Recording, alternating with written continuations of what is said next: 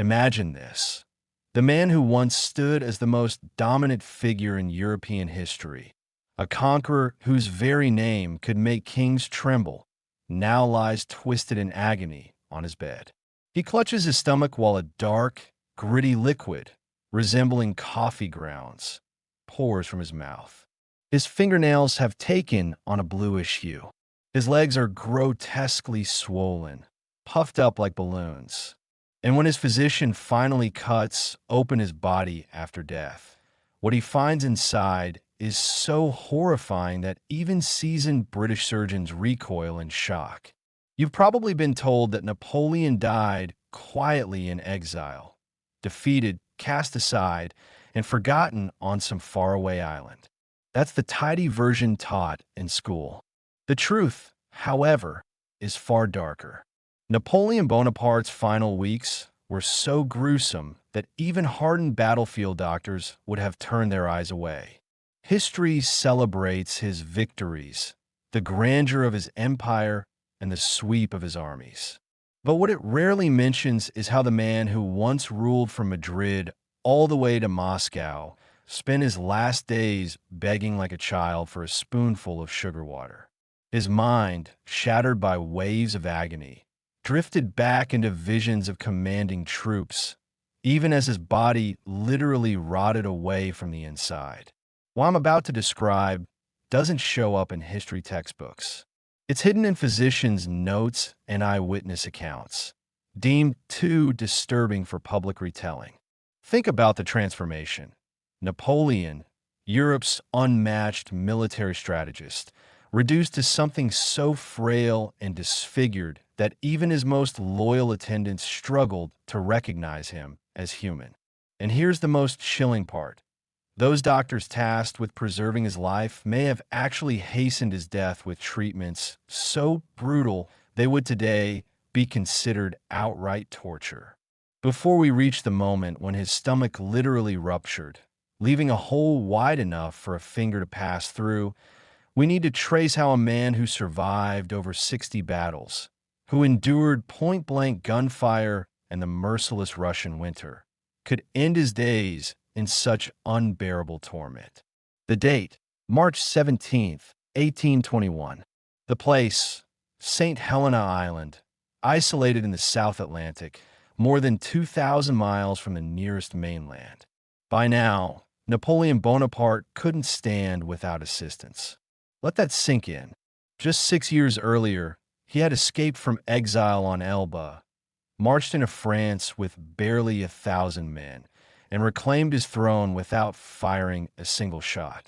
Soldiers sent to capture him dropped their weapons and joined his ranks instead. But now, he couldn't even manage to keep down a glass of water. The decline began with something deceptively ordinary, his daily baths. But these were no longer simple acts of hygiene. His valet, Louis Joseph Marchand, watched as the emperor who once worked 18-hour days now wasted entire afternoons in a copper tub. The water was scalding, turning his skin crimson, sometimes for 6 or even 8 hours straight. Whenever it cooled, more boiling water was added, until his hands clutched the edges white with strain, his skin puckered and peeling. Only in that tub did the raging fire in his gut calm for a while. Outside of it, every movement was like a hot blade twisting deep inside him. Food, once nothing more than quick fuel to him, meals eaten in 15 rushed minutes, became unbearable. Even the scent of bread now made him gag. Inside, something monstrous was unfolding. A tumor the size of a fist had rooted itself in the lining of his stomach. Not just any growth, but a carcinoma that stretched over 4 inches, wrapping itself around his stomach like a parasite. Each heartbeat pumped blood into this mass of diseased tissue. Each breath made it press painfully against the surrounding organs. It was literally consuming him from within, cell by cell, while he sat in that boiling copper bath, trying to drown the torment. By April, his body had become almost unrecognizable. Those closest to him were horrified. Count Montholin, who had stood beside Napoleon since Waterloo, couldn't mask his shock. The emperor's once powerful arms, arms that had once hoisted cannon wheels into place in the middle of battle, had shriveled into bony sticks covered in sagging skin. A man could wrap his thumb and forefinger around Napoleon's upper arm and still have space left over. Yet his belly swelled grotesquely, distended with fluid from the advancing cancer. He looked like a man in the final month of pregnancy. What stood before his attendants now was no longer the proud emperor, but a skeletal figure with a grotesquely swollen belly. When Napoleon tried to walk, which was rare, he had to lean backward just to balance the sheer weight of his distended abdomen. The odor in his chamber had grown unbearable, something far beyond ordinary illness or poor hygiene. It was the sickly sweet, suffocating stench of living tissue dying inside him. The tumor had begun to rot while he was still breathing. Servants burned sulfur and incense in a desperate attempt to hide it, sealing the windows shut because the doctors insisted that fresh air would worsen his condition. The result was an atmosphere so dense and foul that anyone entering the room could almost taste it on their tongue. On April 15th, Palm Sunday, Napoleon summoned Abbé Venali, a priest. Here was the same man who once crowned himself emperor, who had imprisoned a pope, who treated religion as nothing more than a tool for power, now asking for last rites. "I know I'm dying," he said calmly, not with drama, but with the same tone someone might use to comment on the weather. Yet even as death loomed, his pride still blazed through. In his fleeting lucid hours, he dictated his will like a general organizing a campaign. Every clause, every instruction was calculated. He even left 10,000 francs to Cantillon, the man who had once tried to assassinate Wellington. From his deathbed, Napoleon was still firing symbolic shots at his enemies, still fighting wars long since lost. Then came the so-called treatments, procedures that, if performed on a prisoner today, would be called torture. Dr. Archibald Arnott, the British physician overseeing him, trusted in the medicine of his era. When the tumor blocked Napoleon's intestines and he could no longer pass stool, Arnott prescribed calomel, 10 grains of mercury chloride. Think about that. They were feeding mercury to a man whose stomach was already dissolving. The first dose unleashed something terrifying. Napoleon expelled what his companion Bertrand described as the largest stool he had passed in a month, black as tar, reeking of blood and rot. It was the unmistakable sign of catastrophic internal bleeding, his insides reduced to a foul sludge that looked like roofing tar. Arnott, instead of recoiling, declared this progress and promptly ordered another 10 grains.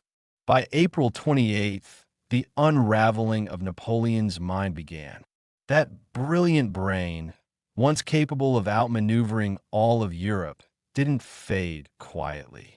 It fractured into violent hallucinations so vivid that everyone present could follow the battles playing out in his imagination. He would suddenly bolt upright in bed, skeletal arms trembling as he directed invisible regiments. "Send in the guard now," he shouted, reliving Austerlitz, his greatest triumph, battling Austrians who had been dead for 15 years. His hands swept across imaginary maps, his voice crisp with commands, orchestrating flanking maneuvers against armies that no longer existed. Maitland, one of his closest companions, wept openly as he watched. The emperor wasn't merely dying. He was trapped, imprisoned inside his own glorious past, fighting campaigns in a body too weak to even control its bowels. Sometimes Napoleon cried out for Josephine, who had been gone for 7 years. Other times he was back in Egypt, parched and demanding water, reliving campaigns from 2 decades earlier. All the while, his real body was suffocating in its own fluids. May 1st brought a scene of dreadful spectacle. Determined to prove he was still emperor, Napoleon insisted on walking. An emperor does not lie in bed, he declared. Two servants helped him to his feet. He managed 3 steps. On the 4th, his legs gave way. His abdomen convulsed so violently that everyone in the room thought he had died right there. Ali, his devoted Mamluk servant who had been with him since the Egyptian campaigns, lunged forward and caught him before he hit the floor. They carried him back to bed, but Napoleon kept struggling to rise. "My army, where's my army?" he gasped. For men had to physically pin down the former master of Europe, restraining him as he tried to review phantom troops only he could see. The British doctors, convinced harsher measures might help, turned to one of the cruelest remedies of the era: blistering plasters. These were patches smeared with a concoction of crushed beetles, designed to raise severe chemical burns on the skin. The theory was simple and barbaric. External agony would somehow draw out the internal disease. They covered Napoleon's chest, legs, and feet with those blistering plasters, patches designed to burn. His skin, already tinted a sickly yellow from liver failure, erupted with angry red whilst that oozed clear liquid. It was as if they were slowly roasting him alive while cancer devoured him from within. On May 3rd, the physicians administered an even heavier dose, 20 grains of calomel. That amount of mercury could have poisoned a healthy man outright. But they didn't stop there. They followed it with an enema so harsh that Napoleon, who had once walked unflinching through grapeshot on the battlefield, screamed. The cry echoed through the halls of Longwood House. It wasn't merely a sound of pain, it was humiliation.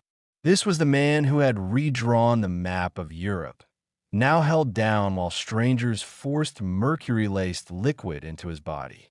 When it was over, he turned his face to the wall and refused to look at anyone for hours. The treatment unleashed a nightmare. Stool after stool poured from him, each darker than the one before. But it wasn't just blood.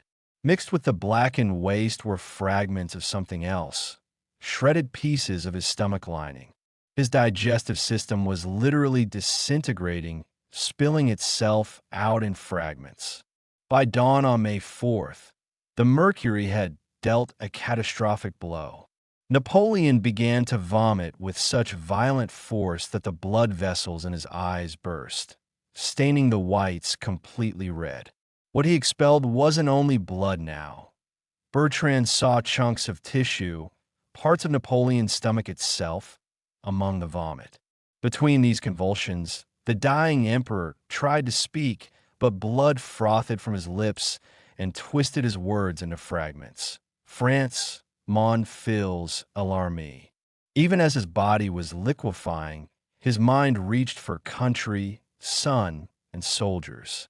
The stench in the room had grown apocalyptic. It was not merely the odor of illness. It was decomposition in real time.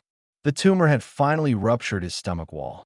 The only thing keeping his stomach's content from spilling fatally into his abdomen was a miraculous adhesion of scar tissue that had bound part of it to his liver, forming a grotesque natural bandage. Napoleon was alive, but barely, with a gaping hole in his stomach large enough for a finger to pass through. By May 5th, at 3 a.m., he entered what doctors now call the death spiral. His breathing turned into Shane Stokes patterns, rapid bursts followed by silence, his brain failing to regulate oxygen. Between the guttural hiccups and the groans of a ruined digestive system, witnesses caught what they believed to be his final words. Yet accounts differ. Maintenant heure de France, armée. Josephine, marchand clem dit toise France, mon fils est l'armée. Bertrand wrote down tête d'armée, head of the army. Perhaps Napoleon spoke to each of them in their own expectation, or perhaps, even in death, he spoke to all of France at once. By 5:30 a.m., his throat had swollen shut. He could no longer form words, no longer cry out. What came instead were animal-like sounds, guttural noises dragged from deep in his chest. His famous gray eyes, which had once unsettled kings and generals, fixed themselves on some vision beyond the room. The morning turned his bedchamber into a grotesque parody of court life. 16 people crowded into the room, standing around his bed as if awaiting orders. But instead of receiving commands, they watched their emperor die piece by piece. Desperate, Dr. Arnott pressed hot water bottles against Napoleon's swollen stomach. The sudden heat against the tumor caused such unbearable pain that his back arched violently off the bed. His mouth frozen in a silent scream, his throat too inflamed to let out sound. As a last resort, they tried mustard poultices on his feet, hoping the sharp external pain might shock his body back to life. The bitter odor of mustard mixed with the sickly sweet stench of decay until even the physicians gagged. His skin by then was a patchwork of colors: yellow from jaundice, red from burns, and a mottled purple from lack of oxygen. Finally, at 5:49 p.m., after 17 hours of unrelenting torment, Napoleon Bonaparte's body gave out. There was no heroic last speech, no dramatic gesture. He simply stopped. The autopsy the following day revealed the full horror of what had been happening inside him. When they opened his abdomen, the smell of cancer and decay filled the billiard room so powerfully that several doctors fled. The tumor had not only grown, but had also rotted in sections while he was alive. His stomach was almost completely taken over by cancer, hardened like leather. At the pylorus, exactly where the physician suspected, was the perforation. Dr. Anamarchi demonstrated the grotesque, wound by sliding his finger directly through the hole. As dreadful as his cancerous stomach was, the true horror lay deeper. White nodules dotted Napoleon's intestines, metastases strung through his body like a grim necklace of pearls. The reality was clear. He had been dying for years. Every day of his exile, every scheme to escape, every dictated page of memoirs, all of it was overshadowed by this slow, relentless invasion that consumed him cell by cell. When the autopsy ended, parts of him were carefully separated. Officially, his stomach and heart were placed in silver vessels to be buried alongside him. Unofficially, Dr. Anamarchi managed to clip away rib fragments when the British guards weren't watching. Locks of his hair were taken as keepsakes. And in one of the strangest claims of all, his penis, yes, his penis, was allegedly cut away, smuggled across the seas, and eventually ended up in the collection of an American urologist. To this day, it reportedly remains preserved, described by one observer as resembling nothing more than a dried leather shoelace. What remained of the emperor's body was dressed in his iconic green uniform, with his bicorn hat placed at his feet.